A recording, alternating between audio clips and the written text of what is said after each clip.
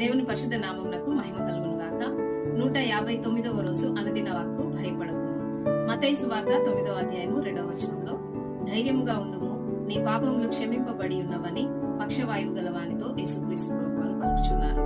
పక్షవాయువుతో మంచం పట్టి ఉన్నటువంటి ఒకరిని యేసునొద్దకు తీసుకొని రాగా, యేసుక్రీస్తు ప్రభువారు వారి యొక్క విశ్వాసమును చూసి, కుమారుడా ధైర్యంగా ఉండుము, నీ పాపములు క్షమింపబడి ఉన్నవని జ్ఞాపకం చేస్తున్నాడు. అవును ప్రియమైన దేవుని వాళ్ళారా, రోగంతో ఉన్న వ్యక్తికి మొట్టమొదటిగా కావలసినది పాప క్షమాపణ.